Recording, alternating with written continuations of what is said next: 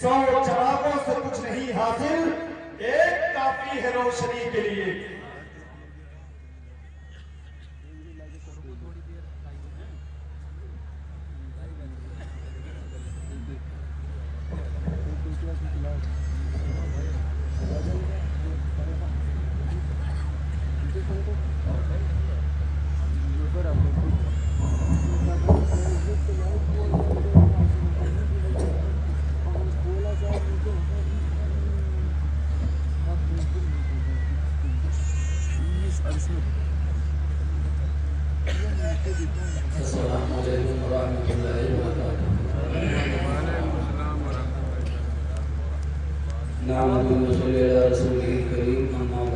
अरे वो निशान आ रहा है देखिए।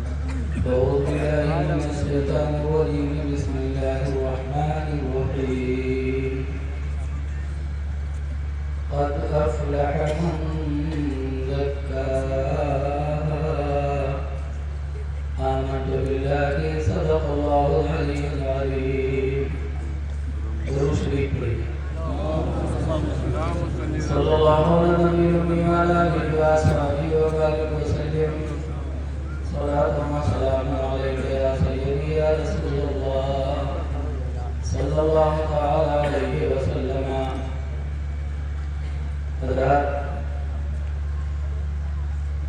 आज मदरसा ताजुल उलूम अशरफिया का जलसे दस्तारबंदी निहायत अजीम शान शौकत के तरीके पर आप लोग मना रहे हैं।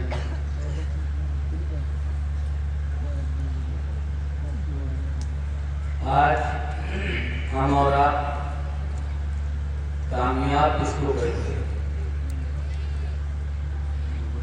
अगर कोई सरकारी नौकरी पा जाए तो हम लोग कहते वो कामयाब हो गया, कोई प्रधानी में जीत गया तो हम लोग कहते वो कामयाब हो गया, किसी की दुकान अच्छी चलने लगी तो हम लोग कहते वो कामयाब हो गया। ये हम और आप कहते हैं, लेकिन हमारा आपका परवरदिगार किसे कामयाब फरमाता है? अल्लाह ताला इरशाद फरमाता है क़द अफ़लह मन ज़क्काहा, कामयाब वही हुआ जिसने अपने नफ्स को पाक कर दिया। जिसका नफ्स पाक हो गया कामयाब हुई।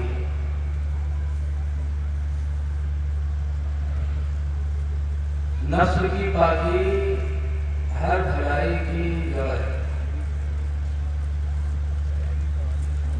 आज अल्हम्दुलिल्लाह दीन की बातों को सुनने के लिए आप आए हैं। हदीस पाक में नबी हुरैरा क़ाल क़ाल रसूलुल्लाह सल्लल्लाहु अलैहि वसल्लम, हज़रत अबू हुरैरा से रिवायत है, फरमाते हैं अल्लाह के रसूल सल्लल्लाहु अलैहि वसल्लम ने इरशाद फरमाया, जारियानी ला यशबान, दो भूखे ऐसे जो कभी आसूदा नहीं होते, दो पेटू ऐसे हैं जिनका पेट कभी नहीं भरता। वो कौन कौन है? बड़े परदो फरमाते इनका भूखा, जो इनका भूखा होगा उसका पेट कभी नहीं भरेगा। लेकिन आज कुछ लोग हैं जो जलसे में नहीं आते। चाहे जो किताब उर्दू के जानते तो कहा था यथा मौलाना बताइए होता तो हम जानते हैं, दो ही किताब में उनका पेट भर जाता है। हकीकत में इनका भूखा कभी आसूदा नहीं होता। इसीलिए हुज़ूर सल्लल्लाहु अलैहि वसल्लम ने इल्म हासिल करने की एक हद बताई। हुज़ूर फरमाते हो तुलुबुल इल्मा मिनल महदी, माँ की गोद से इल्म हासिल करो। जब पैदा हो शुरू करो, माँ की गोद से इल्म हासिल करो। कब तक? इलल लहदी, कब्र तक, जब तक के कब्र में दाखिला न हो जाए उस वक्त तक इल्म हासिल करते रहो। पूरी जिंदगी इल्म की तलाश में रहो। एक भूखा तो इल्म का होता है और दूसरा भूखा वजाइल माले, और माल का भूखा भी कभी आसूदा नहीं हो सकता। इतना माल मिल जाए लेकिन आदमी का पेट नहीं भर सकता। इसीलिए इस हदीस की बिरावी हजरत अबू हुरैरा ही है, फरमाते हैं अल्लाह के रसूल सल्लल्लाहु अलैहि वसल्लम ने फरमाया कि आदम की औलाद को एक मैदान के बराबर सोना मिल जाए तो दूसरे मैदान की तलाश में रहेगा, दूसरे मैदान के बराबर दौलत मिल जाए तो तीसरे मैदान की तलाश में रहेगा। आदम की औलाद के पेट को मिट्टी के सिवा कोई चीज भर नहीं सकती। माशाअल्लाह, सुभान अल्लाह। कब्र की मिट्टी के सिवा कोई दूसरी चीज भर नहीं सकती। नहीं सकती। इसलिए खुशनसीब हैं बच्चे जिन्होंने आज हिफ्ज़ कुरान की दौलत अपनाई। लायक तारीफ हैं मदरसा वाले, बस्ती वाले, जिन्होंने हाफ़िज़ कुरान तैयार किया। नफ्स बहुत बड़ी थी। हुज़ूर सल्लल्लाहु अलैहि वसल्लम एक मरतबा जिहाद करके वापस मदीना आए और जब मदीने के करीब पहुंचे तो हुज़ूर अपने सहाबा से फरमाते हैं कि सहाबा होशियार हो जाओ, क्योंकि तुम जिहाद असगर से जिहाद अकबर की तरफ चल रहे हो। क्या बात। जिहाद असगर छोटी जंग, जिहाद अकबर बड़ी जंग। छोटी जंग से बड़ी जंग की तरफ चल रहे हो। साहब इकराम कहते हैं अल्लाह के रसूल, जहाँ तलवारें चली, गर्दनें कटी, लोग शहीद हुए, उसको आप छोटी जंग दे रहे हैं और अब लोग मदीने में जा रहे हैं, अपने अपने घर जा रहे हैं। अब वहाँ कौन सी जंग है जिसको आप बड़ी जंग फरमाते हैं? सरकार फरमाते हैं कि अल्लाह की राह में तलवार चलाना, मारना, मर जाना ये तो आसान है, लेकिन अपने घर में रह करके अपने नफ्स से लड़ना ये आसान नहीं है। माशाअल्लाह, सुभान अल्लाह।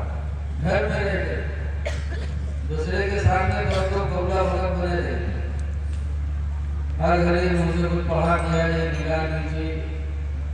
घर में पहुंच करके अगर आदमी उस रास्ते पे कायम रहे तो समझो वो अपने नफ्स से लड़के कामयाब हो गए। माशाअल्लाह। अब जिसका नफ्स पाक है वही कामयाब है। अब याद रखो, जिसका नफ्स पाक होगा उसके दिल में कभी अल्लाह और उसके रसूल की बुराई नहीं पैदा होगी, नबी की तौहीद का जज्बा उसके अंदर पैदा नहीं होगा, क्योंकि सबसे बड़ी दौलत है इसके रसूल। सहाबा ने उसी को अपनाया। मक्का में रहे तो तकलीफ उठाते रहे, मक्का से मदीना जाना पड़ा तो सब कुछ मक्का में छोड़ दिया, मदीना गए और वो काया अल्लाह की राह में जान भी दे दिया। किस बुनियाद पर? इसके रसूल की बुनियाद पर। सहाबा इसीलिए कामयाब है कि उनके अंदर इसके रसूल बहुत। आला हज़रत इमाम अहले सुन्नत भी कामयाब हैं तो इसके रिसालत की बुनियाद। मुंबई में कॉन्फ्रेंस हुई बहुत जमाने पहले, जिसमें हुजूर मुहद्दिस आलम हिंद के चौधरी भी तशरीफ ले गए। आला हज़रत के साहिबजादे हुजूर मुफ्ती आलम हिंद भी तशरीफ ले गए। दोनों लोग जब स्टेज पर पहुंचे तो मुसाफा मिलाया तो मुफ्ती आलम ने मुहद्दिस साहब का हाथ चूमा और मुहद्दिस आलम ने मुफ्ती आलम का हाथ चूमा। तो मुहद्दिस आलम के मुरीदों ने कहा, हुजूर आप सैयद हैं, आपका हाथ मुफ्ती आलम ने चूमा, ये बेहतर किया क्योंकि आप सैयद हैं, आपने इनके हाथ क्यों चूमा, ये तो पठान है।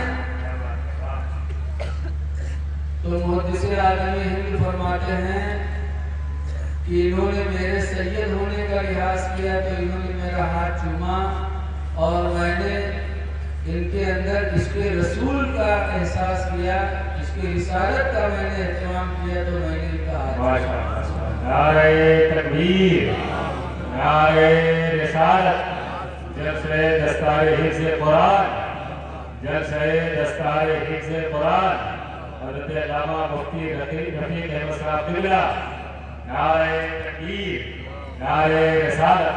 हज़रत मुफ्ती साहब की मौजूदगी में क़िरात समाअत फरमा लें। कारी मेरा साहब और यहाँ के मुदर्रिसीन व मुअव्विनीन की तरफ से ऐलान है कि जितने बच्चे हाफ़िज़ कुरान हुए हैं, जिनके सीनों में अल्लाह का कुरान मौजूद है, मजमे में अगर कोई चाहे तो इन बच्चों से कहीं से भी पढ़ा करके सुन सकता है, माशाअल्लाह। और ये बड़ा चैलेंज है कि कोई भी सुन सकता है 10 मिनट तक। और हाँ, दूसरी चीज़ ये है कि अगर आप में से कोई इसे नहीं सुनेगा, इनका टेस्ट नहीं लेगा, तो इंशाअल्लाह ताला मिंबर पर जो हुफ़ाज़ और क़ौलान बैठे हुए हैं, इंशाअल्लाह कुछ देर बाद इसी बच्चे का इंतखाब करके उससे जो है कुरान मुक़द्दस की चीज़ा आयतों को मुतफ़र्रिक़ तौर पर सुना जाएगा और वो मुंज़र भी आप समाअत करेंगे और देखेंगे इंशाअल्लाह। आज लोग मुझसे कहते हैं कि आला हज़रत आलिम है, वली थोड़ी है, लेकिन यकीन जानो वो आलिम भी और वली भी। जो दौर की बात बता रहा हूँ, जब हिंदुस्तान में अंग्रेजों की हुकूमत थी, जो अंग्रेज बरेली है, असर की नमाज पढ़ के आला में बैठे थे, तो दोनों अंग्रेजों ने जाके कहा कि मौलाना अहमद रज़ा खान, आपके नबी ने फरमाया है उलमा उम्मती का अंबिया बनी इसराइल, मेरी उम्मत के उलमा बनी इसराइल के नबियों की तरह हैं। कहाँ मेरे नबी ने फरमाया? तो कहा अगर ये सही है तो बताओ कि बनी इसराइल के जो नबी होते थे, हजरत याकूब अलैहिस्सलाम की औलाद से जितने नबी हुए सबको अंबिया बनी इसराइल कहा जाता है। तो कहा बनी इसराइल के नबी तो जानवरों की आवाज जानते थे, परिंदों की आवाज समझते थे, आप भी उन्हीं की उम्मत के आलिम हैं, तो अगर बनी इसराइल के नबियों की तरह हैं, तो क्या आप भी जानते हैं जानवरों की आवाज को, परिंदों की आवाज आप भी समझते हैं? आला हज़रत फरमाते अल्हम्दुलिल्लाह, मैं भी जानता हूँ, मैं भी समझता हूँ। बात हो ही रही थी कि इत्तेफाक से दो परिंदे फिजा में उड़ते हुए गुजरे और दोनों परिंदे चहचहा रहे थे, तो अंग्रेजों ने कहा कि मौलाना अहमद रज़ा, अगर आप परिंदों की आवाज को जानते हैं तो बताओ दोनों चहचहाते हुए जा रहे हैं, क्या कह रहे हैं? असर की नमाज पढ़ के बैठे थे, तो हज़रत फरमाते सुनो, आगे वाला परिंदा पीछे वाले से कहता है कि जल्दी उड़ो, जल्दी करो, शाम हो रही है, सूरज डूब जाएगा, अंधेरा हो जाएगा, तो घोंसला कैसे तलाश किया जाएगा? अच्छा, का पीछे वाला परिंदा क्या कहता है?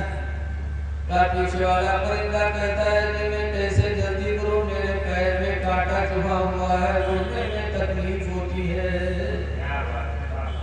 अंग्रेजों ने जैसे सुना, उनके पास बंदूक थी, फौरन परिंदों को गोली मारा। दोनों परिंदे नीचे आए तो अंग्रेजों ने पिछले वाले परिंदे का पैर चेक किया कि देखे इसके पैर में कांटा लगा है कि नहीं लगा है। जब अंग्रेजों ने देखा तो हकीकत में पिछले वाले परिंदे के पैर में कांटा चुभा हुआ था। अंग्रेजों ने देखा तो क्या खुदा की कसम, अहमद रज़ा मान गया, तुम्हारे नबी का हर फरमान सच्चा है। और वो अंग्रेज ईमान है।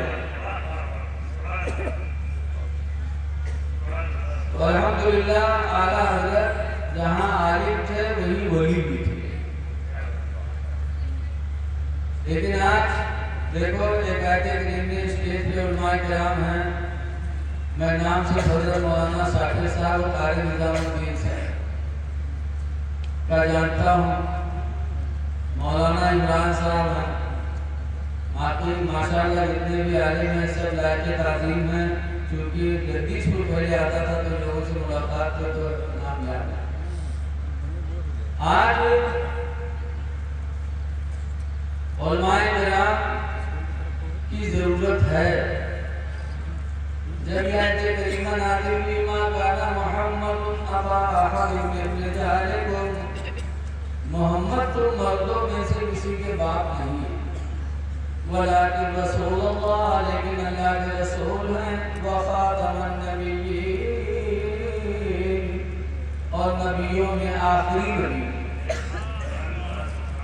जब आयत करीमा नाज़िल हुई तो सहाबे किराम ने हुजूर से पूछा, अल्लाह के रसूल आपके बाद कोई नबी नहीं है क्या?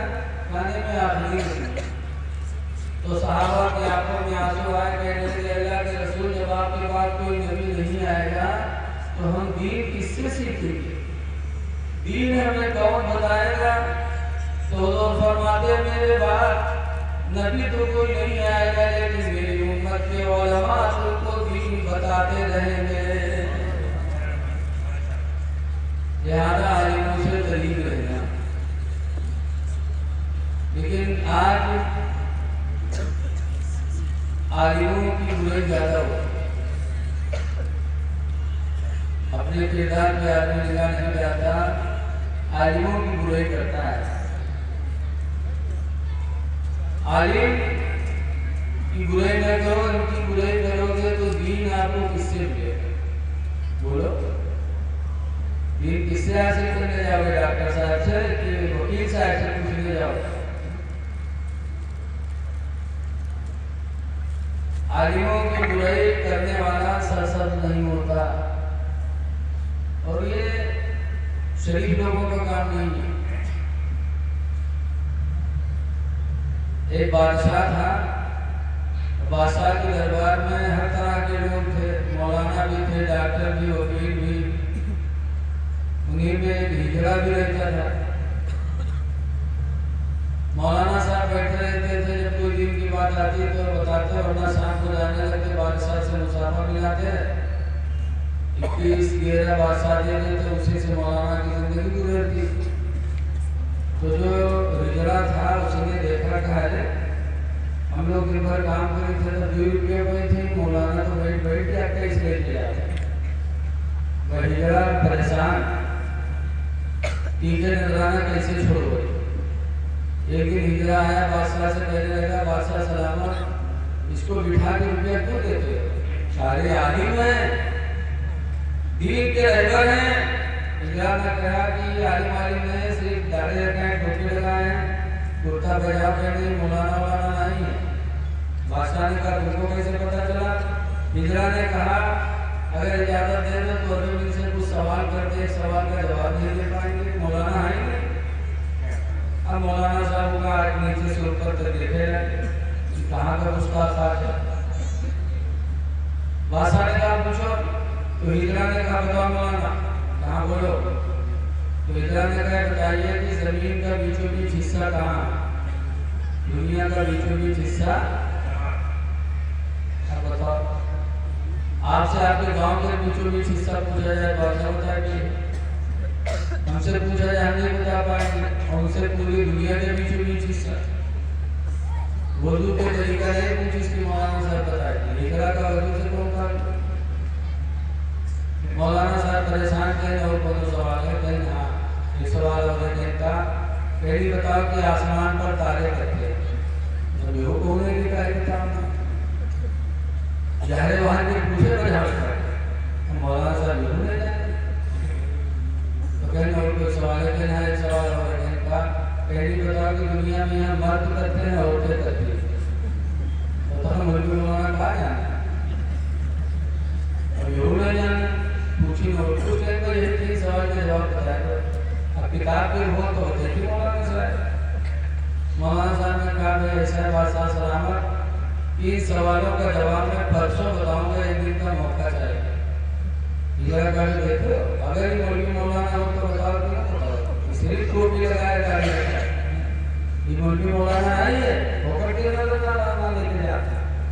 बादशाह भी नाराज हुआ, कहा मौलाना अगर तो मौलाना नहीं था तो क्या आते थे, नजर दे के जाते थे।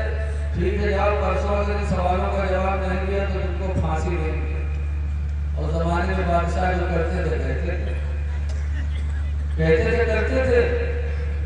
मौलाना साहब आए घरे, कोई किताब नहीं हो तो किताब उठे मिलते, खुदे लेटे कभी करोड़ बेचैन की बताए बैठे ना, परसों फांसी हो गई। उनका पता चल जाए परसों फांसी हुई, उनका सुकून मिली। परेशान बेचारे। इतने में मौलाना साहब का धोबी जो कपड़ा धोता था वो कपड़ा लेके आया, दरवाजा खटखटाया, हजरत ने दरवाजा खोला, सलाम नाम हुआ तो देखा परेशान, तो कहा हजरत आप बहुत परेशान है। कहा कुछ नहीं। कहा नहीं बताइए तो। कहा है बादशाह के दरबार में भिजरा रहता है, उसने 3 सवाल किए, हमने सवालों के जवाब में क्या हुआ। क्या कहा? मौलाना ने कहा जा रहा तुम काम करो, हमको परेशान कर दो, हम ऐसे तंग हैं। तो धोबी ने कहा बताइए तो क्या पूछा है उसने। तो मौलाना साहब ने कहा 3 सवाल किया है। पहला है कि जमीन दुनिया का बीचों बीच हिस्सा कहाँ है। दूसरा सवाल ये कि आसमान पर तारे कितने हैं। तीसरा सवाल ये कि दुनिया में मर्द कितने हैं, औरतें कितनी हैं। तो आपने क्या बताया? कहा मैंने कहा परसों बताऊंगा। बादशाह ने कहा नहीं बताओगे फांसी देंगे। वो भी कहे जा बैठो आराम करो, टेंशन न करो, परसों जब जाना तो कह देना कि सवालों का जवाब मैं नहीं बताऊंगा, छोटे छोटे सवालों का जवाब तो मेरा धोबी बताएगा और मैं आपको बता दूंगा। तो मौलाना कहे नारी जिंदगी भर हम पढ़ा है, हमका नहीं पता है और ठीक कैसे जाने खाते हमें मालूम है। कहा बता बाप दुनिया बच्चे में हुए मौलाना का सही बोल। ऐसे तो परसों का सोच रहा है जान पे भी तो लेंगे तो भाग के को जान बचेगी और थोड़े कहे वो चले गए तो जाओ ना, हमारा काम तमाम हो जाए। तो भी कहे साहब घबराइए नहीं, मैं बेवफा नहीं हूँ, मैं बाबा। खैर मौलाना को तसल्ली मिली। तीसरे दिन मौलाना गए तो हिजरा ताक में खड़ा जानत रहा क्या कर जाए बहन में फांसी हुई थी। वह हिजरा आ गया, हाँ बता मौलाना। मौलाना ने कहा चुप, छोटे छोटे सवाल, इन सवालों का जवाब मेरा धोबी बताएगा। कहा है धोबी? कहा है। इतने में धोबी गधा पर बैठा सोचा लिए पहुंच गया। आने की इजाजत मांगी तो इजाजत मिली तो गधा से उतरा नहीं, गधा समेत बादशाह के कमरे में घुसेगा। तो लोगों ने डांटा, कहा बदतमीज, यहाँ अच्छे लोग आने पाते गधा लेके आ रहा है। यानी गधा लेके जाऊंगा, गधे के सवाल का जवाब गधा ही बताएगा, कोई दूसरा नहीं बता सकता। नारे तकबीर, नारे रिसालत, नारे रिसालत। आमदे मशाइख अहले सुन्नत, आमदे मशाइख अहले सुन्नत हुजूर सैयदी हसन मियां साहब किबला, हुजूर सैयदी हसन मियां साहब किबला, जलसे दस्तार हिफ्ज़ कुरान, जलसे दस्तार हिफ्ज़ कुरान, उलमाए अहले सुन्नत, फैज़ान मखदूम अशरफ, फैज़ान मखदूम अशरफ। नारे तकबीर, नारे रिसालत, उलमाए अहले सुन्नत।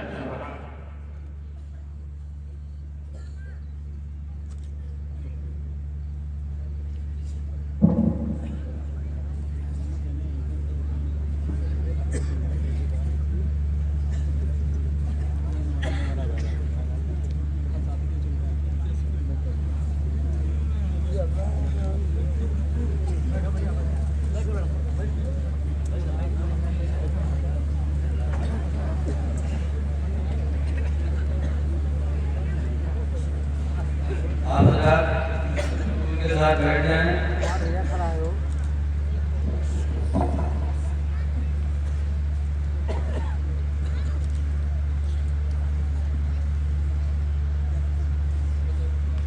खैर पहुंचा वहां पे, कहा धोबी ने कहा कहाँ हिजरा? हिजरा आया। कहा क्या तेरा सवाल? कहा मेरा पहला सवाल ये है कि दुनिया का बीचों बीच हिस्सा कहाँ? तो जहाँ पर बादशाह की कुर्सी पड़ी थी जिस कमरे में, धोबी ने अपने सोटा से उसी कमरे को नापना शुरू किया। इधर का कमरा नापा, उधर नापा, उधर नापा और नापने के बाद जहाँ बादशाह की कुर्सी पड़ी थी वही लाके डंडा खड़ा कर दिया सोचा। जरा सुन, दुनिया का बीचों बीच हिस्सा यही है जहाँ पर बादशाह की कुर्सी पड़ी। और ना मान तो नाप के देख ले, इधर की दुनिया नाप ले, इधर के नाप ले, इधर के नाप ले, खुद को पता चल जाए। जब तो कहने नहीं सही कहा, कहने अगर ना मान तो नाप के देख ले। वो कहाँ नाप सकता है बता, सुल्तान को तो नाप नहीं सका जाता। मान गया। धोबी ने कहा दूसरा सवाल क्या है? कहा दूसरा सवाल ये कि आसमान पर तारे दिखते। तो धोबी ने अपने गधे के पूंछ को पकड़ा, कहा सुनिएगा, गधे की पूंछ को छोड़कर इसके बदन में जितने बाल हैं उतने ही आसमान में तारे हैं। और ना मान तो गिनते देखे तो वो गधा बाल कहाँ नहीं सकता है? कहने ने सही कहा, कहने अगर सच हुआ तो गिनते देख ले। कहने ने सही देखे। धोबी ने कहा तीसरा सवाल क्या है? कह बताओ कि दुनिया में मर्द कितने औरतें कितनी? धोबी ने आंख बंद किया, गिनती गिनना शुरू किया। 1 2 3 4 5 6 7 8 9 10 11 12 13 14 15 16 17। फिर छोड़ दिया, फिर 1 2 3 4 5 6 7 8 9 10 11 12 13 14 15 16 17। फिर छोड़ा, फिर 1 2 3 4 किया। 2-3 मरतबा गिनती गिनी छोड़ा, गिनती गिनी छोड़ा। हिजड़ा को पकड़ा, उसी सोटा से उसकी पिटाई करनी शुरू की। जब हमारे राज हिजड़ा चिल्लाने बादशाह सलाम बचाइए बचाइए। बादशाह ने कहा रे भाई हिजड़े को क्यों मार रहे हो? धोबी ने कहा चुप रहिए, पहले इसको मार डालूंगा फिर बताऊंगा कितने मर्द कितने औरतें। अरे भाई ऐसा क्यों? मैंने इसको मारने नहीं दीजिए। मैं मर्दों के लिए नलक लगाता हूँ, औरतों के लिए नलक लगाता हूँ। जब मर्दों को गिनता हूँ तो उसमें घुस जाता है, औरतों को गिनता हूँ तो उसमें घुस जाता है। पहले इसको खत्म करो फिर बताओ कितने मर्द कितने औरतें हैं। तो हिजड़ा हाथ जोड़ा का हुजूर माफ कर दिए, बचा लीजिए, मैंने मौलवी के जलन में सब कुछ कहा। तो मारा भी गया, रुसवा भी हुआ। इसलिए लोगों आलिमों की बुराई न करो। मेरे नबी आखिरी नबी है, उनके बाद कोई नबी नहीं है। उम्मत के उलमा ही दीन हम तक तुम तक पहुंचाएंगे। इसलिए इल्म हासिल करो और इल्म वालों से मोहब्बत करो। मैंने कुरान की आयत पढ़ी है, क़द अफ़लह मन ज़क्काहा, वो कामयाब हो गया जिसने अपने नफ्स को पाक कर लिया। और जिसका नफ्स पाक होगा उसको अपनी किसी चीज पर घमंड नहीं होगा। आज कोई तकलीफ नहीं जाएगा तो वही पर ऐठा मुंह मत है। कोई नाक पढ़ेगा तो कोई समझते नहीं, कोई दौलत पा गया तो सबको गिरी निगाह से देखते हैं। ऐ लोगों, नफ्स जिसका पाक होगा उसके दिल में घमंड नहीं आएगा। आज थोड़ी सी तकलीफ है घमंड। हज़रत सैयदना अली शेर खुदा रज़ियल्लाहु ताला अन्हु के लड़के मोहम्मद बिन हनीफा, लड़के हज़रत अली के, लेकिन हनीफा बस्ती में पैदा हुए तो बस्ती ही की तरफ मंसूब हो। मोहम्मद बिन हनीफा ने हज़रत अली शेर खुदा से एक दिन पूछा कि अब्बा, हुजूर के बाद सबसे बड़ा मर्तबा किसका है? तो कहा हज़रत अबू बकर सिद्दीक़ रज़ियल्लाहु अन्हु। कहा उनके बाद? कहा हज़रत उमर फारूक आज़म रज़ियल्लाहु अन्हु। कहा उनके बाद तो आपका मर्तबा सबसे बड़ा है। तो हज़रत अली फरमाते नहीं, मैं तो आम मुसलमानों में एक मुसलमान हूँ। और कौन मुसलमान हो? हज़रत अली कहते मैं आम मुसलमानों में एक मुसलमान हूँ। जबकि हज़रत अली का दर्जा मेरे नबी के नजदीक इतना बुलंद यह हदीस शरीफ में लिखा है कि नबी सल्लल्लाहु अलैहि वसल्लम के हयात में, हयात ज़ाहिरी, मस्जिद नबवी, मदीने में जो मस्जिद नबवी है उसके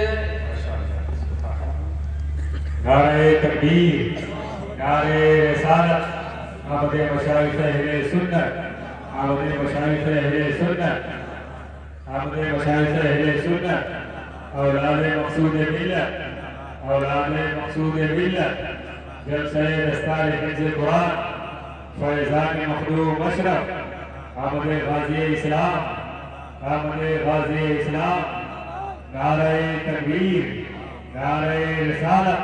हज़रात ग्रामी आप हज़रात करीब वालियां देखने वाले इस्लाम पीर शरीयत मेरे आले शरीयत हुजूर सैयदी सलमान साहब के शरीफ जिलानी जय शरीफ की आमद मसूद हुई। आपसे गुजारिश है आप हज़रात करीब आए और अपने सादात की नूरानी बेहतर तजर्बा और नूरानी आंखों को देख करके अपने आंखों में इजाफा फरमाए, रोशनियों पर गुजारिश है कुर्सी वाले हज़रात भी आगे आ जाए।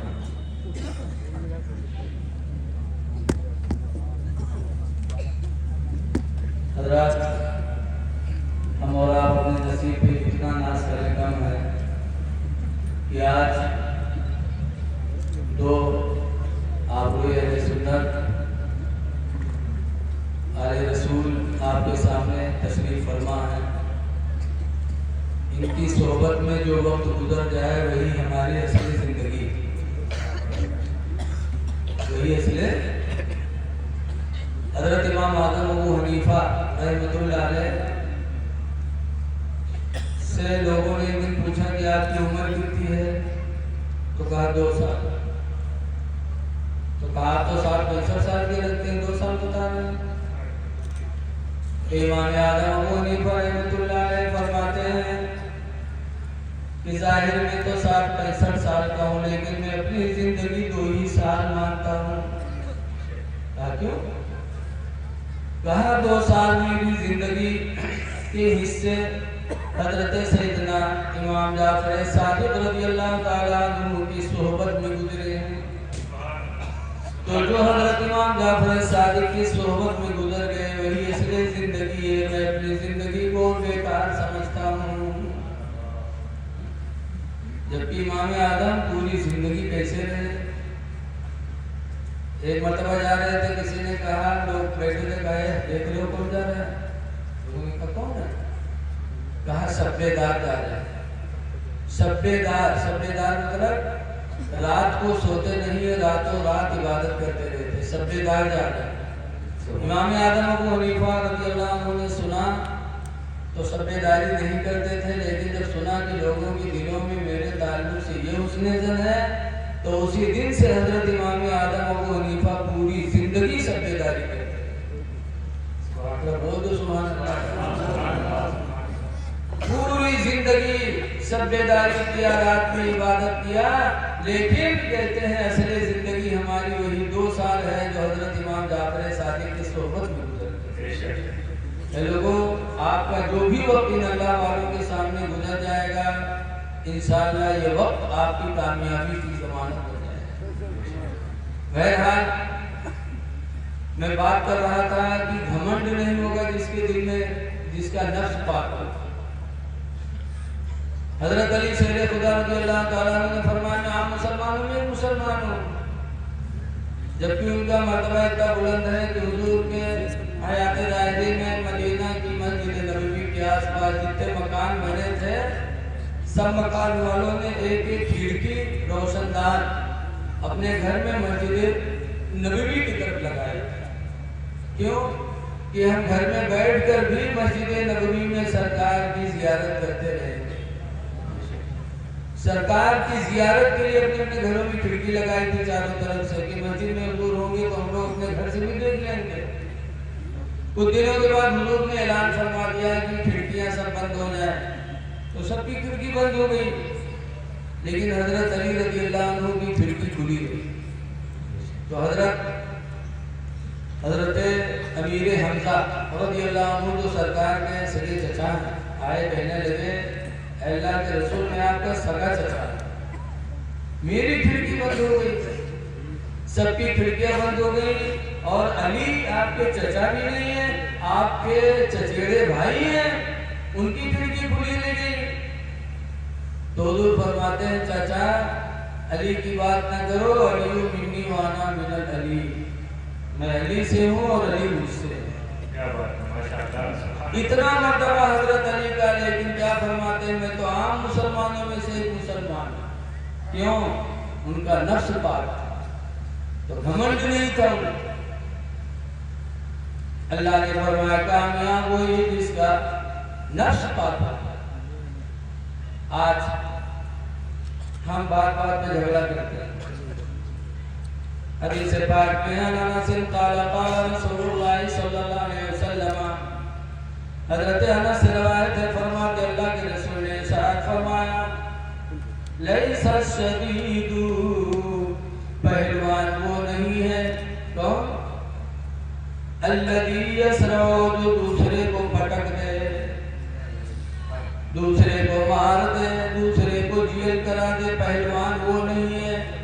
बल शदीदु, बल्कि पहलवान तो वो है, अल्लज़ी यमलकु अला नफ्सिही इंदल ग़ज़बी, जो गुस्सा के वक्त अपने नफ्स पर काबू कर ले। गुस्सा आए और मुंह से गलत बोली न बोले, मुंह से झूठ न बोले, मुंह से गाली न दे, नफ्स पर काबू जो कर ले, नबी फरमाते हैं पहलवान तो वही है। लेकिन आज अगर बोलो कि जेल कराए नहीं तो मुझे कहा देखो फलनवा का तो अंदर कराएगी, अंदर कराएगी। अपने नबी का पैगाम तो देखो, तो फरमाते फकुल असीरा, ऐ लोगों कैदियों को रिहा कराओ, अगर कोई जेल चला गया हो तो उसको रिहा कराने की कोशिश करो। और मुसलमान हो करके दूसरे को जेल भेज रहे हो, दूसरे पर मुकदमा कर रहे हो। नबी फरमाते कैदी को रिहा कराओ, और जिन लोगों ने नबी के फरमान पर अमल किया वो कामयाब हो गए। ये हजरत इमाम आज़म अबू हनीफा रज़ियल्लाहु अन्हु है, इनके पड़ोस में एक यहूदी रहता था, तो यहूदी हजरत इमाम आज़म को सताता था। शुरू से यहूदी मुसलमानों की दुश्मन है, आज भी सता रहा था। इमाम आज़म सब्र करते रहे। कुछ दिनों के बाद एक हफ्ता ऐसा गुजरा कि हजरत इमाम आज़म अबू हनीफा ने उस यहूदी को नहीं देखा। तो लोगों से पूछा कि यार मेरा पड़ोसी यहूदी में दिखाई पड़ रहा है। लोगों ने कहा आपको नहीं पता है, वो जेल में है। जैसे इमाम आज़म ने सुना मेरा पड़ोसी यहूदी जेल में है, घर नहीं गए, फौरन वहीं से कूफा के गवर्नर के पास तशरीफ ले गए और कहा कि मेरा पड़ोसी यहूदी था, उसको तुम्हारे दारोगा ने जेल में डाल दिया है, मैं अपने पड़ोसी यहूदी की रिहाई के लिए हाजिर हुआ हूँ, मेरे पड़ोसी को रिहा किया। फौरन गवर्नर कूफा के गवर्नर ईसा बिन मूसा थे, फौरन उन्होंने परवाना जारी दिखाई इमाम आज़म को दिया। इमाम आज़म जेल ले गए, जेल के दारोगा को दिया। दारोगा ने देखा तो पड़ोसी को निकाला, कहा जाओ तुम्हारी रिहाई का परवाना मुसलमानों के इमाम आज़म लेके आए, तुमको रिहा किया जा रहा। तो यहूदी रो पड़ा, कहने लगा हाय अफसोस, इतने दिन से जेल में, एक हफ्ता से जेल में हूँ, मेरा कोई भाई मेरी रिहाई के लिए नहीं आया, मेरा कोई दोस्त नहीं आया, मेरा कोई रिश्तेदार नहीं आया। आज मेरी रिहाई का परवाना मुसलमानों के इमाम लेके आए, जिनको जिंदगी भर मैंने सताया। खुदा की कसम आज मुझे यकीन हो गया कि इस्लाम सबसे सच्चा मज़हब और इस्लाम के मानने वाले भी सबसे अच्छे होते हैं। वो यहूदी कलमा पढ़ा और मुसलमान हो। लोगों आज तुम जेल भेज रहे हो, मुकदमा कर रहे हो किसी पर फर्जी। अल्लाह के लिए नबी को सोचो कि हमारे इस काम से हमारे नबी खुश होंगे कि नहीं खुश होंगे, कि राजी होंगे। फकुल असीरा, कैदियों को रिहा कराओ, वो तुइमुल जाइआ, और भूखों को खाना खिलाओ। कैदियों को रिहा कराओ, झगड़ा लड़ाई न करो। एक जगह तकरीर कर रहा था सीतापुर में, इधर औरतों का मजमा था, इधर मर्द बैठे रहा, तकरीर करते रहा, नदी में हुई लपी आई, छोटा पकड़े दोनों के चिड़िया की जैसे सावे नहीं रहा था, नहीं छोड़ा था, इसे दोनों का छोड़ देने के लिए पूरा जलसा दोनों खराब था। क्यों? इसलिए कि तालीम नहीं, इल्म नहीं है कि हमारे नबी का फरमान हमारे लिए क्या है। ऐ लोगों झगड़ा न करो, झगड़ा करने वाला कभी सरसब्ज नहीं हो सकता। आज भाई भाई में क्यों? वजह यही है कि हमारा नफ्स गंदा हो गया, भाई भाई को तकलीफ देता है। भाई भाई को तकलीफ न दे, भाई वो नेमत है तुम्हारे लिए कि अल्लाह ताला कुरान में फरमाता है अशुद्ध अदुदक बिअखीका, ऐ मेरे बंदे मैंने तेरे बाजू को तेरे भाई से मजबूत बनाया है। तेरा भाई है तो तेरे ताकत है, जिसकी वजह से तेरे बाजुओं को हमने मजबूत बनाया है। अपने उस भाई को जलील न कर, अपने उस भाई का हक न मार, अपने उस भाई को तंग न कर। भाई से भाई को ताकत मिलती कि नहीं मिलती बताओ? जो 4-5 भाई होते, 6 भाई गांव में होते हैं, तो उनसे कोई झगड़ा नहीं करता कि अगर इससे बोल रहे तो सब भाई हो जाएंगे। बोलो, अपने बाप के कोई अकेले होते तो जो बाप दो थपड़ी आ जाती, जाना था कि आगे पीछे कोई है। तो आज तुम भाई को तकलीफ देते हो, किस लिए? सिर्फ आजकल देखा गया कि भाई भाई का दुश्मन होता तो बीवी को देखा जाता। आज के मेरे सवेर हुए तो आदमी के यहाँ बासी खवा के पटे थे, बाद में अपना कहीं ताजा खाना बनाए, कहीं है तो मोहल्ला में हंसीने के लिए घूम पंचायत के लिए। और जनिए की शाम हो गए हमारे आदमी के आवे के दिन हो जाए वो खूब पता ना बुला कर मौके।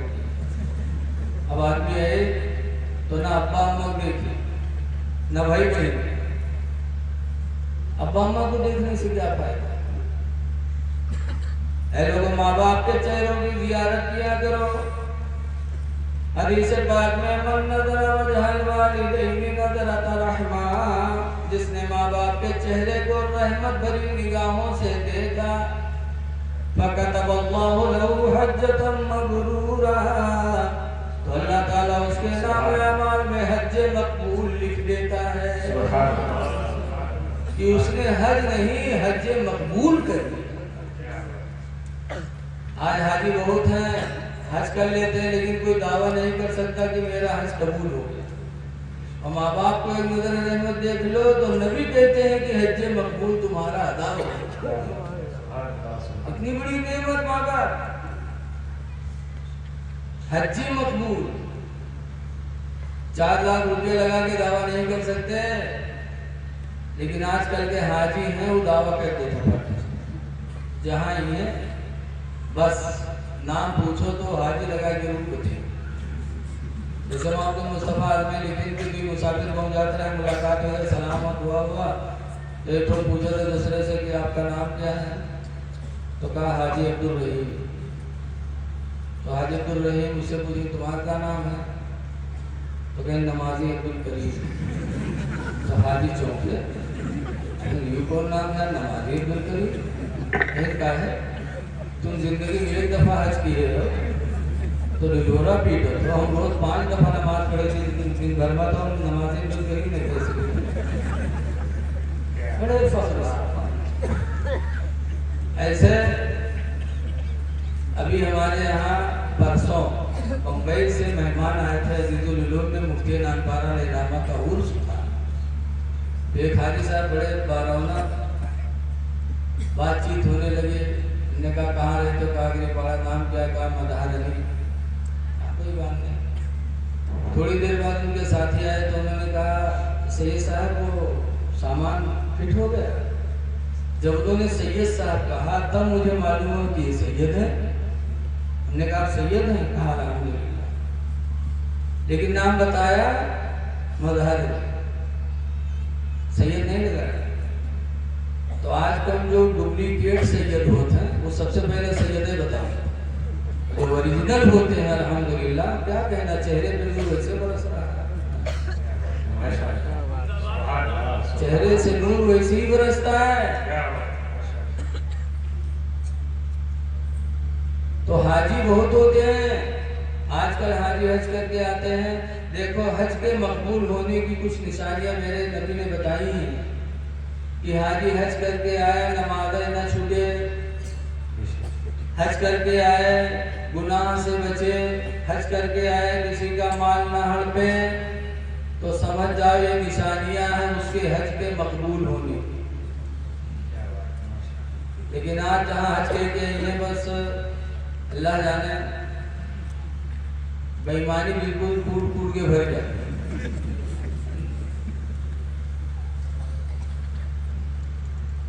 इल्ला माशाअल्लाह। दिल्ली की जामी मस्जिद का दरवाजा था, जोहर की नमाज पढ़ रहा है, एक अंधरा बेचारा कटोरा लेके भीख मांगे पहुंच गया।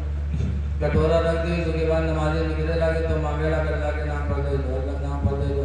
तो ठंडे चुवन्नी डाले, ठंडे से बोले तो कहा अल्लाह भला करे, अल्लाह भला करे।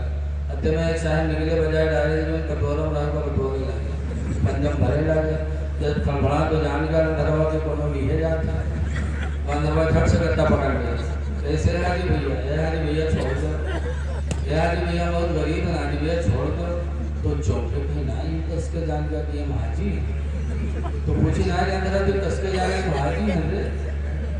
तो अंदरवा कहते हैं हाजी भैया अत्ता लटा का हाजी कलाव कोई नहीं करे, अत्ता लटा का हाजी कलाव कोई नहीं करे, छोड़ दे। हज करते हैं तो मेहमानी करते हो। हाजी का दर्जा इतना बुलंद होता है, अल्लाह के नबी फरमाते हैं हाजी तो खुद जन्नत में जाएगा ही और अपने साथ 400 लोगों की शफाअत करा के जन्नत में जाएगा। इसीलिए हदीस पाक में वफदु एक लिखा है हदीस पाक में कि 3 लोग ऐसे हैं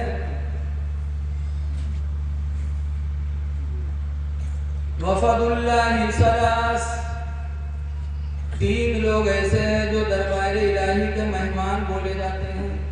3 आदमी दरबार इलाही के मेहमान। बताओ विधायक का कोई मेहमान हो तो उसका मर्तबा बड़ा, हजरत का मेहमान हो उसका मर्तबा बड़ा, और जो दरबार इलाही का मेहमान हो उसका मर्तबा कितना बुलंद होता है। 3 आदमी ऐसे हैं जो दरबार इलाही के मेहमान। नंबर 1 पर हुजूर फरमाते हैं अल मुजाहिदो, जिहाद करने वाला दरबार इलाही का मेहमान है। जिहाद, अब आप सोचिए कहाँ चले जाए तलवार लेके मारी मर्जी, अब कहाँ है जिहाद? जिहाद वो भी था जो सहाबा के जमाने में हुआ, जिहाद आज भी है, हर घर में जिहाद है। आदमी जिहाद करे, औरत जिहाद करे, कैसे मार पीट कर जिहाद सुन। हुजूर फरमाते इस्बागुल वज़ू अलल मुकारी, सख्त ठंडक में मुकम्मल वजू बनाना। वकसरतुल खताई इलल मसाजिदी, और मस्जिदों की तरफ ज्यादा जाना। व इंतज़ारुस सलाति बादस सलाह, और एक नमाज के बाद दूसरी नमाज का इंतजार करना।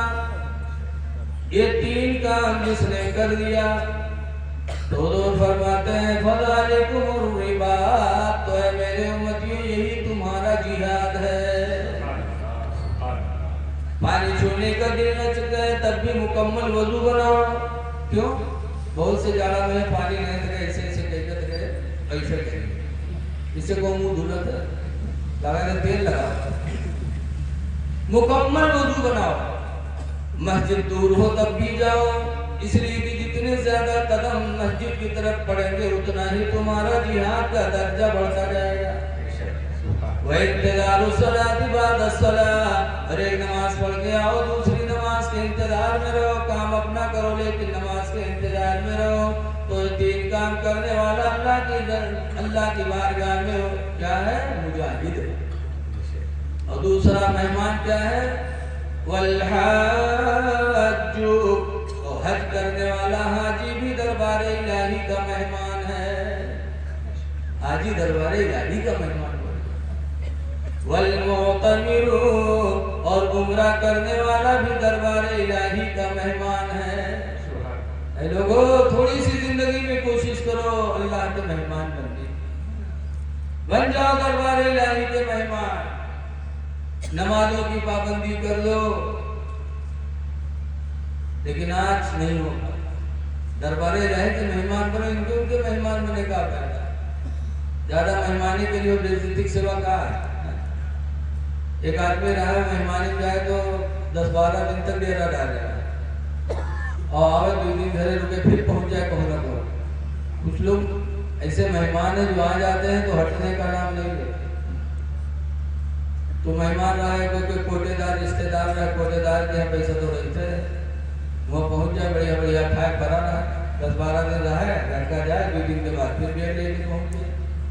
वो मियाँ बीवी बेचारे का खवावत होके परेशान। एक दिन दोनों कहा कि यार तो जब देखो तब झोला ले ठाड़ डालते, बिल्कुल हमारा घर निगाम बसाए नहीं इसमें, ऐसे किया जाए। तो दोनों सलाह दी कि अब जैसे आवे वैसे तुम झगड़ा करें शुरू कर दी। तो खुद ब खुद देख के भाग गए। प्रोग्राम बन गया, इत्तेफाक से झोला लेके पहुंच गया। बैठा तो बीवी के बर्तन उठाओ, मैं कुछ बर्तन खड़बड़ान हो गया, हमारे कुछ डांटी बोआ कुछ बोली, दोनों तू में शुरू हो गए। और तू में होते होते मारपीट चालू। अब मारपीट चालू में हुआ, चिल्ला चिल्ला रोएला। तो मेहमान सलमान की का बते ना हम आए हुए, नहीं बर्तन उठावे जा, ना कुट हो, ना मारपीट हो। गैरत पैदा नहीं होगी दिल में, वो उठाई झोला चल जैसे निकला वैसे में हुआ, जो रोज ना फट चले दरवाजा बंद कर दिया। और बंद करे बाद अपने आदमी से कहा था कि अल्लाह का शुक्र है कि हम और आप प्रोग्राम में कामयाब हो गए। तो मर्दबा कहा था हम कत्ते होशियार हैं, तो तुमका मारा बहुत है लेकिन चोट नहीं लगी। और रुतिया कहा था हम होशियार करते हैं, देखो रोई बहुत है लेकिन आंसू एक को नहीं। बाहर मेहमान खड़ा रखा थे, गए हमने दरवाजा खोलो, गए हमने। तो ऐसे ऐसे बेकहा मेहमान बन जाएंगे तो इस अलावा बेइज्जती की क्या होगा। मेहमान बनो, दरबारे इलाही के मेहमान बनो। 4 दिन की जिंदगी अल्लाह ने दी है, नमाजों की पाबंदी कर लो,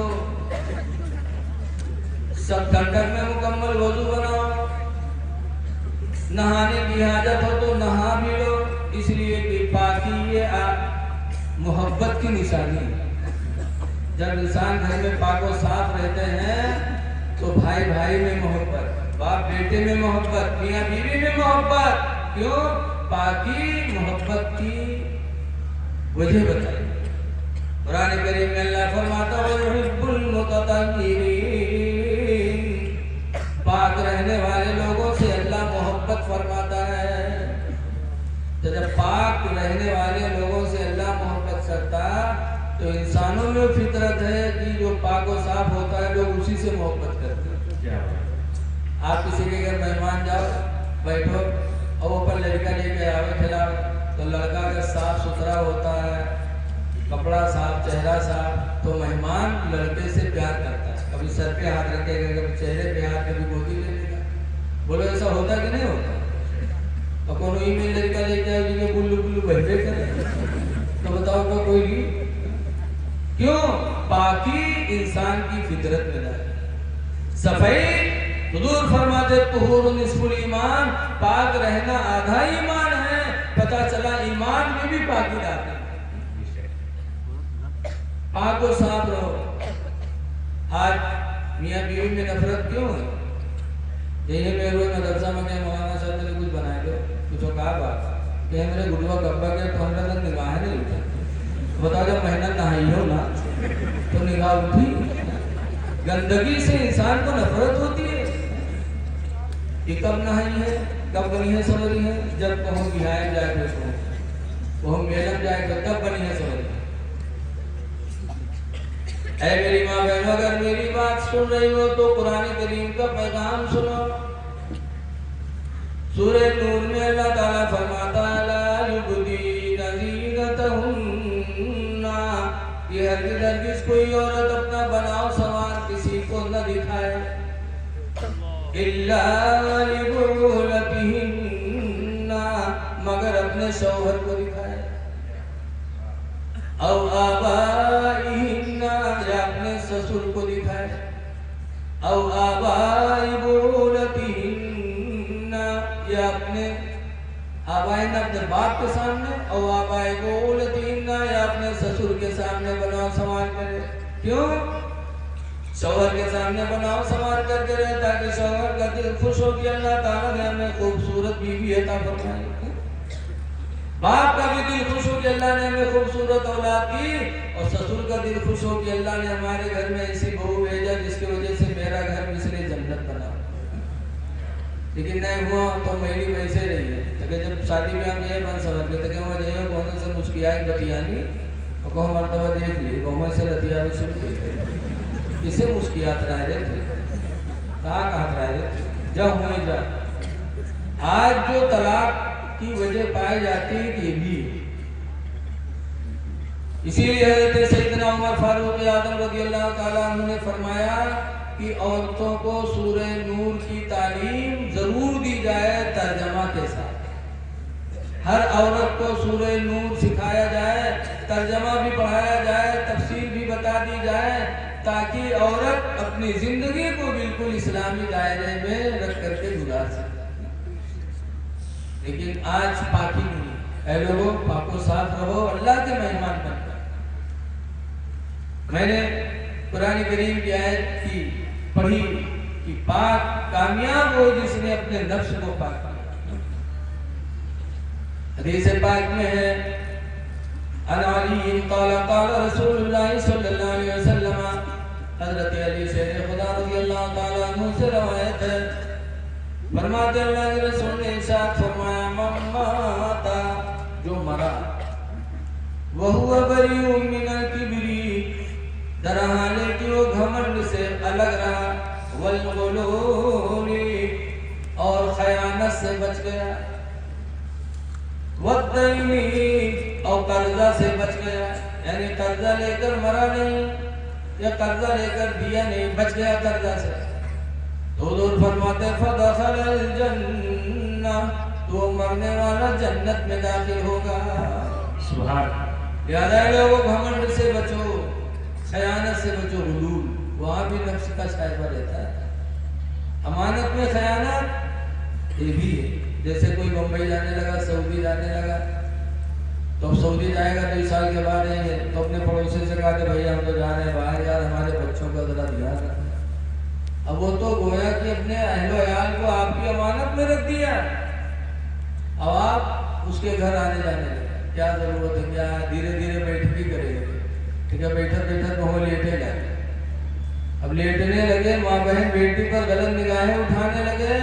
ऐ लोगों, ये अमानत में खयानत भी है, ज़िना भी है, पड़ोसी का हक मारना भी है, और ये तीनों गुनाह कबीरा हैं। इसलिए अगर कोई चीज अमानत में है तो उसकी हिफाजत करने की कोशिश करो। किसी की माँ बहन पर गलत निगाहें न डालो। सच्ची हिकायत में लिखा है कि मियाँ बीवी थे और बच्चे थे, गरीबी आई, शौहर मजदूरी के लिए जाता, मजदूरी नहीं पाता, शाम को ऐसे वापस आ जाता, तो बच्चे भूखों मरने लगे। फिर भी जाता था, तो उसकी एक लड़की जवान थी। उसकी लड़की ने सोचा कि अब्बा रोजाना जाते हैं, काम नहीं पाते, घर में फाका हो रहा है, तो आज जब अब्बा निकल जाएंगे तो मैं तैयार होकर शहर में जाऊंगी और किसी जवान से गुनाह कराऊंगी, और गुनाह के बदले में पैसा लूंगी, फिर राशन लाऊंगी ताकि घर में खाना बने, फाका से सबको निजात मिले। ये इरादा लेके लड़की, बाप तो काम पे लिए गया, लड़की बन सड़क में निकली शहर में, और शाम को जब बाप वापस आया तो उसके पीछे से लड़की भी आ गई। बाप ने देखा तो उसकी आंखें खुल गई, अरे तू कहाँ गई थी, कहाँ से? लड़की ने बताया, अब्बा अल्लाह गवाह है, कई दिन से फाका हो रहा था, आप काम नहीं पा रहे थे, तो आज मैं बन समझ के शहर में गई थी कि कोई जवान से गुनाह करा करके पैसे ला करके राशन लाऊंगी ताकि फाका से निजात मिले। लेकिन अब्बा खुदा गवाह है, पूरा दिन मैं शहर में रही, लेकिन गुनाह तो छोड़ दो, किसी जवान ने मेरी तरफ निगाह उठा के देखा भी नहीं। लड़की का बाप कहता, बेटी किसी जवान की निगाह तेरे ऊपर कैसे उठेगी? अल्लाह गवाह है कि मैंने अपनी जिंदगी में किसी की माँ बहन बेटी पर गलत निगाहें नहीं उठाई हैं। तो जब मैंने किसी की माँ बहन बेटी पर गलत निगाहें नहीं उठाई, तो मेरी औलाद पर किसी की गलत निगाह कैसे उठेगी? पता चला कि जब तुम दूसरों के माँ बहन बेटी को अपनी माँ बहन बेटी का दर्जा दोगे, तो आपकी बेटियों को भी वही दर्जा मिलेगा। इसलिए नफ्स पाक करो, गुनाहों से बचने की कोशिश करो। अल्हम्दुलिल्लाह आज मदरसा ताजुल उलूम अशरफिया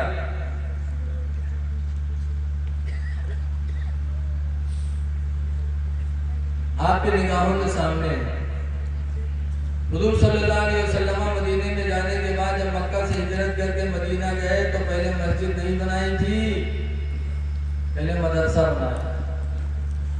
और कैसा मदरसा, कोई बिल्डिंग नहीं थी, चबूतरा बनाया था, सुफ़ा। उसी पे हिजरत करने वाले गरीब साहबी बैठकर इल्म हासिल करते थे। और जब खाने का वक्त होता था तो ये साहब सुफ़ा चबूतरा वाले साहबी जो दीन हासिल करते थे वही प्याला लेते थे और अंसारियों के दरवाजे पे जाते थे और आवाज देते थे लिया साहबी सुफ़ा, चबूतरा वालों के। तो मदीने के अंसारी घर से निकलते थे, उनके प्याले में खजूरें डालते थे, रोटी का टुकड़ा डालते थे, जिससे गरीब सहाबा चबूतरे पर बैठकर दीने इस्लाम हासिल किया करते थे। तो ये लोगों, मदरसा इस्लाम की बुनियाद है, इसलिए मदरसों की तरफ तवज्जो दो। मदरसे के तलबा को अच्छी निगाहों से देखो, आलिमों को अच्छी निगाहों से देखो।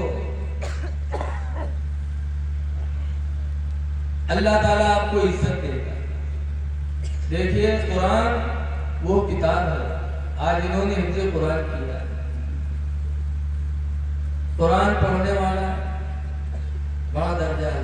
हदीस पाक में आयशा, हजरत आयशा सिद्दीक़ा रज़ियल्लाहु ताला अन्हा रवायत करती हैं, फरमाती हैं कि अल्लाह के रसूल सल्लल्लाहु अलैहि वसल्लम ने इरशाद फरमाया, अल माहिरु बिल कुरान, कुरान पढ़ने वाला, कुरान जानने वाला, मास्तफरतिल किरामिल बररा, क़यामत के दिन अल्लाह ताला माहिर कुरान को अंबिया और फरिश्तों के साथ उठाएगा।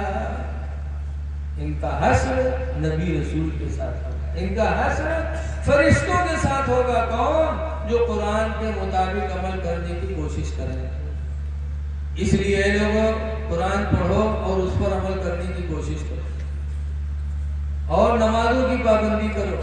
आखिरी बार में कहकर अपनी तकरीर खत्म कर रहा हूँ कि हजरत इमाम हुसैन रज़ियल्लाहु ताला अन्हु ने यजीद के हाथ पे हाथ नहीं दिया।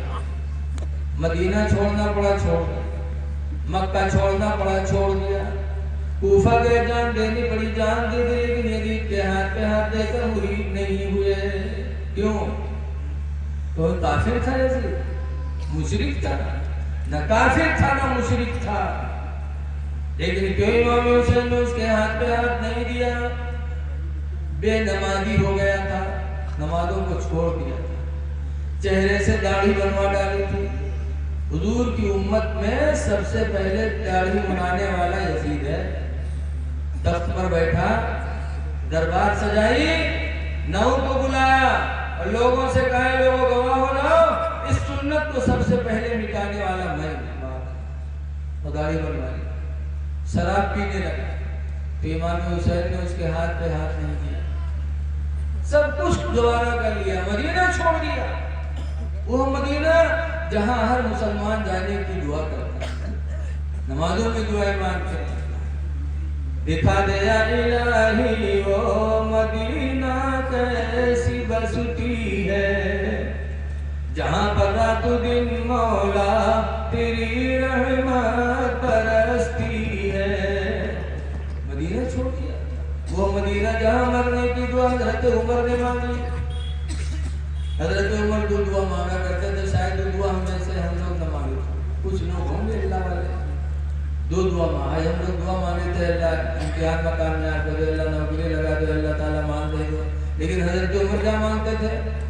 दो दुआ मांगा करते, अल्लाहुम्मा अर्ज़ुक़नी शहादतन फी सबीलिका, ऐ अल्लाह तो अपने राह में मुझे शहादत दे दे। वजअल मौती फी बलदी हबीबिका, और अल्लाह अपने नबी के शहर मदीना में मौत दे दे। मदीने में मरने की दुआ हजरत उमर ने मांगी। सवाल पैदा हुआ, मक्का में मरने की दुआ मांगनी चाहिए? मक्का में काबा है, आगे जमजम है, अरफात है, सफा मरवा है, मिना है, सब कुछ तो वहां है। लेकिन मक्का में मरने की दुआ नहीं मांगी, मदीने में मरने की दुआ मांगी। क्यों? इसलिए कि हजरत उमर नबी का फरमान जानते थे। नबी का फरमान है, मम्माता फिल मदीना, जो मदीने में मरा फकुन तो लहू यौमल क़ियामति शाफ़िय्यन व शहीदा। तो हुज़ूर फरमाते मैं क़यामत के दिन उसकी शफ़ाअत भी करूँगा और उसके ईमान की गवाही भी दूंगा। लेकिन फिर भी मदीना छोड़ वह लोगों गौर करो, इमाम हुसैन ने सब कुछ गवारा कर लिया, ऐसे के हाथ में हाथ नहीं दिया। आज अगर आप नमाजों को छोड़ रहे हो, चेहरे से दाढ़ी बना रहे हो, तो क्या हुसैन आपसे राजी होंगे? न हुसैन की शफाअत पाओगे, न हुसैन के नाना की शफाअत मिलेगी। इसलिए लोगों नमाजों की पाबंदी करो, नमाज पढ़ो, चेहरे पे दाढ़ी रखा लो, शराब से दूर हो जाओ, वरना या हुसैन कहना झूठ, या अली कहना झूठ। या अली कहने वाले तो बहुत दुनिया में दज्जाल है। बताते हैं कि हजरत मौलाना अब्दुल मुस्तफा अजमेरी नाम अपनी किताब में लिखते हैं कि एक मुल्की रहा है, तो वो घेरे पर रहा पढ़ा नहीं है, तो जो रहा खर्च में जो लड़कों के भूखन मरे जाते। तो एक दिन मलबेन बहन के आगे लड़का भूखन मरे थे, तो तखत पर लेटे हैं, चले जाते हो कम पढ़ाओ। मलबी के चुप, तो मलबी चुप हुई, लेकिन पेट कहाँ चला जाए बेचारी। दूसरे दिन फिर कहा लगा कि चले जाए वास्ते पढ़ाओ। तेरे गैरत मर गए, लड़का भूखा मर था, तो पलंग पर लेटे हैं। तो मलबी कहा था क्यों का नहीं जाना था, थूक से रुपया पैदा करी थे कहीं। हाँ अत्ते बड़ा तो अंदर कमा दो, तो लड़का भूखा मरती। चले जाए बगैरत, चले जाए छोड़ दे कहूँ पढ़ाओ। तो मौलवी के गैरत है तो घर से निकल गए एक शहर में, यहाँ बहुत बढ़िया मस्जिद देखी होगी, मुहारे में यहाँ बैठ के रोए लगे। और मस्जिद हुई शिया लोगों के। तो जब शिया लोग नमाज पढ़े पहुंचे, तो जैसे मौलवी रोवत हैं, तो लोग पूछें काहे रोते हो? तो कहना बहुत गरीब और भूखन मरे थे, हमका मस्जिद में रख ली, तो झाड़ू दी, सफाई करे, सिर्फ हमको खाना चाहे, बाकी कुछ नहीं। तो शिया कहें यहाँ इतना सस्ता आदमी तो कहो ना मिली हो कि रख ली। मौलवी झाड़ू दे लगे, खाना पावे लगे, हफ्ता दो हफ्ता गुजरा, फिर एक दिन मौलवी मुहारे में बैठ रो। फिर शिया लोग बोले कहे रो तो कहीं हम पढ़ नहीं पाओ, अपने नसीब पर अफसोस करते हैं, पढ़े होते तो आज हमारी इज्जत होती। तो शिव के रोज क्या नहीं पढ़े हो, तो जब कायदा लाएंगे इमाम साहब की पढ़ लो। तो वह कायदा लेके आओ, मौलवी इमाम साहब की पढ़ेगा। इमाम साहब बिस्मिल्लाह के लिख देते से दाल तक कौहन के बाद जब जाल कौहन, तो जाल कौहावे, मौलवी जाल कहे दाल, मौलवी कहे जाल। तो वही दिन सब रुक गया। दूसरे दिन फिर जब शुरू हुआ अली पेज से, फिर वही जाले पर नंबर रुक गया। वो जाल का वहाँ जाल का है नहीं, जाले जाल का है। अनपढ़ का पढ़ा ले, पढ़ा लिखा को पढ़ाएगा। वही पर मामला अटका रहा। तीसरे दिन, चौथे दिन, यहाँ तक कि हफ्ता गुजर गया और सबक आगे नहीं बढ़ा। धीरे धीरे बात गाँव में फैले रहा, शहर में।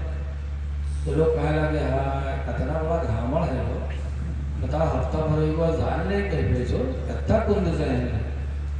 पूरे शहर में मौलवी बदनाम होगा। जब बदनाम होगा तो एक दिन फजर में जैसे इमाम साहब सलाम फेरी, वैसे मौलवी खड़ा हो गया। सुनो आज कोई जाएगा नहीं, आज मैं हजरत इमाम हुसैन रज़ियल्लाहु ताला अन्हु की शहादत बयान करूँगा। तो शिवे चौके कहीं ना 15 दिन होगा जान नहीं गए, वैसे तो नहीं तकरीर का करें। तो सब रुक के कहीं देखो यार बोलत का है, तो सब रुक के खड़ा हुआ, खुतबा बयान करके ऐसी दर्दनाक शहादत इमाम हुसैन की बयान की कि सारे शिया भों रोए लगे।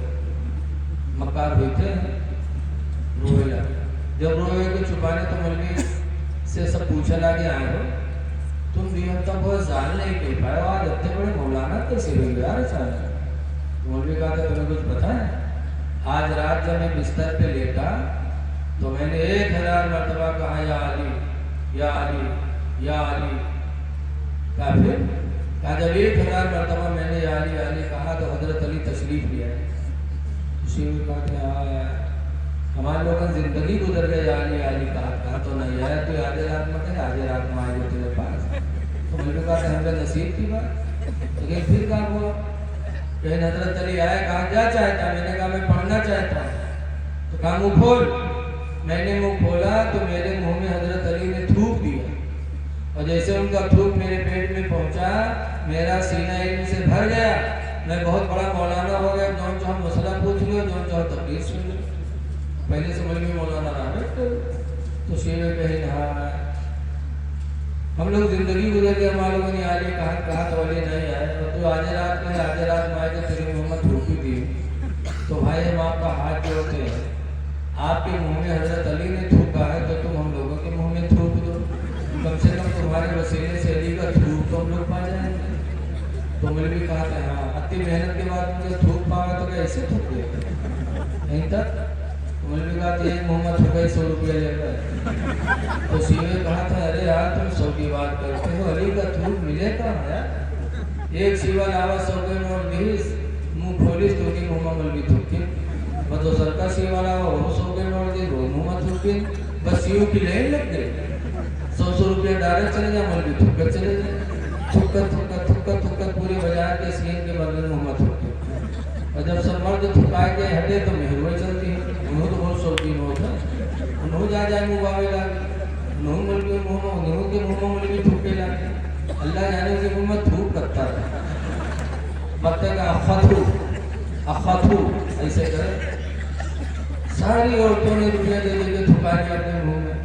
जब सारे सिया के मर्द औरतें थुकाए के घर चले गए, अब मौलवी जब अकेले हुए रुपया के ढेर ला तो मौलवी सोचें कि यार हम बतावा कि हमारे मुँह में हजरत अली थूके नहीं तो हम इतने बड़े मौलाना हो गए। तो ये सब हमसे थुकाई नहीं सवेरे कुछ जान पाइए ना तो सवेरे तो पोल खोली थी और आते भी हम मौलवी रुपया बांधने का थोड़ा भागे भागत गाँव पहुँचे। रात में अपना दरवाजा खड़बड़ाए तो मौलवी ने पूछा था को आएगा इन मौलवी हुई दरवाजा खोल। मौलवी ने दरवाजा खोले तो मौलवी गठरा पटके तो मौलवी ने कहा मैं कहाँ बांध रहा है रे रुपया हुआ और कहा। जब मौलवी ने खोली तो रुपया तो मौलवी ने कहा हाँ कहाँ चुरा लाए रे यही चोरी के वो धूप के कमाई हुए रे नहीं सही बताओ कहाँ से उठा लाए।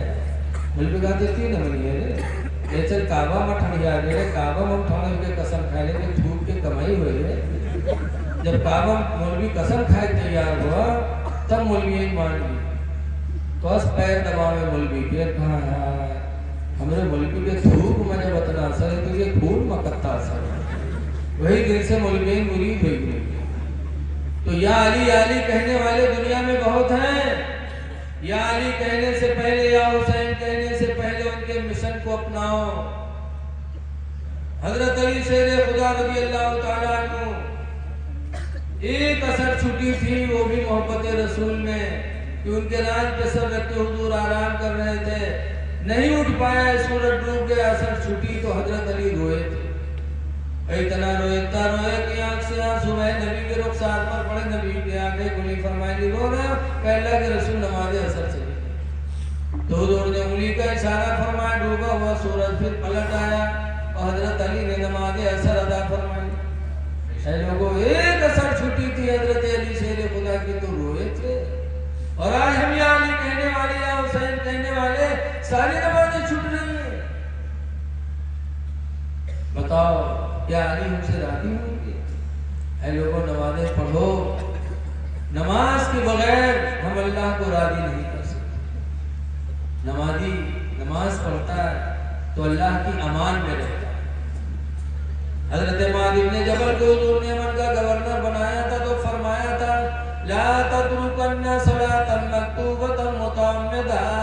ऐ मुआज़ गवर्नर हो गए हो लेकिन नमाज फर्ज को हरगिज़ न छोड़ना। मन तरका सलातन मक्तूबतन मुतअम्मिदा। इसलिए कि जिसने नमाज फर्ज को जानबूझकर छोड़ दिया फकत बरियत मिन्हु ज़िम्मतुल्लाह तो अल्लाह की जमानत उससे अलग हो जाती है। अल्लाह उस बंदे का जिम्मेदार नहीं रहता जिस बंदे की नमाज छूटी। तो जब अल्लाह की जमानत आपसे रूठ गई हमसे रूठ गई तो हम मारे नहीं जाएंगे बेइज्जत नहीं होंगे तो क्या होगा। इसलिए ऐ लोगों नमाजों की पाबंदी करो, माँ बाप की खिदमत करो, अपने नफ्स पे कंट्रोल करो, नफ्स पाक करो, इंशाअल्लाह कामयाब हो जाओगे। दुआ है कि अल्लाह तबारक व तआला हम सबको नफ्स की शरारतों से बचा ले और अपना और अपने महबूब का फरमाबरदार बंदा बना ले। अस्सलामु अलैकुम व रहमतुल्लाहि व बरकातहू।